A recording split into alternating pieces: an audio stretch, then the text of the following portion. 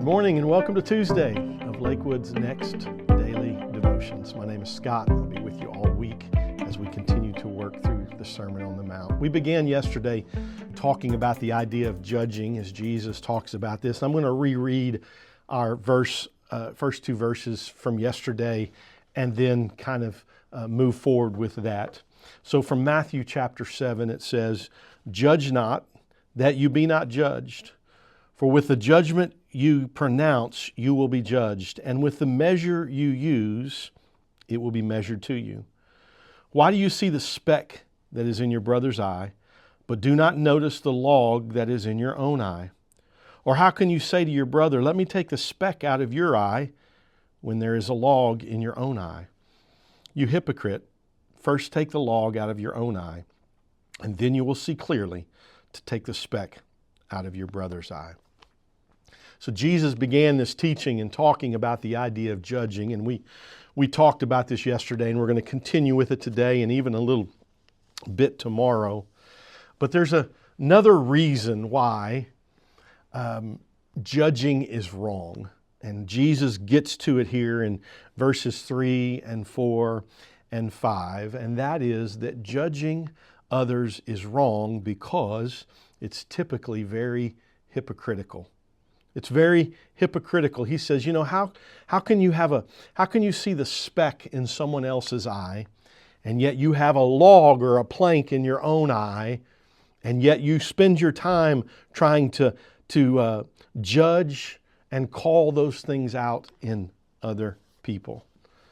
One of the things that we all know when it comes to judgment is that a judgmental spirit blinds us. A judgmental spirit blinds us.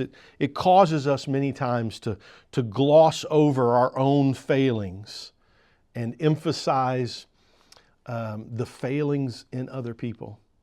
If you remember in many of Jesus' exchanges with the Pharisees, at one point Jesus said this about the Pharisees, those who had a very judgmental spirit.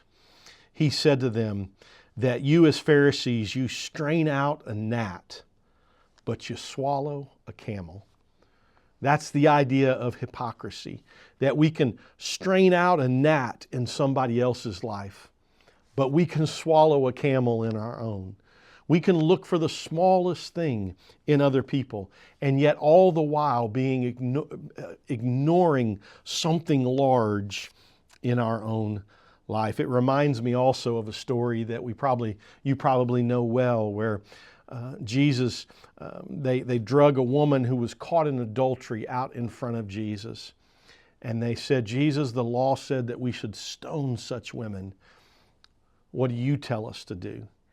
And Jesus looks at them and he says, "He who is without sin can cast the first stone." He who is without sin can cast the first stone. And the story tells us that one by one, they began to drop their stones and walk away. See, Jesus, when he talks about judgment, he's talking about the hypocrisy of judgment in our lives. I wonder how much of the time Jesus would say the same things to us. In the attitudes that sometimes we have towards other people, the things that we say, the things that we think, the way that we judge and critique other people, while all the while living with things in our own life that we are not dealing with. Would Jesus say the same thing? And I would encourage you today, what if we had no stones to throw? What if we really took Jesus' words to heart? What if we had no stones to throw?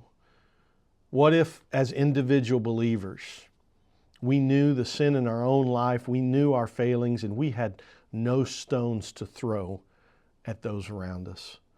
What if that was true as individual believers? What if it was true as a church? What if the church as a whole had no stones to throw? What if we didn't live in that kind of hypocrisy and we knew how to love people and care for people and speak life to people?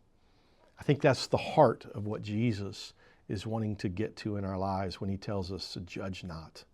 lest we be judged. Today, as you go throughout your day, you think about what's next, what's God doing in your life. I can promise you, God is always wanting to work on that kind of attitude in our life. So today, as you go throughout your day, just encourage God to lead you and guide you, be blessed, and let's follow our leader.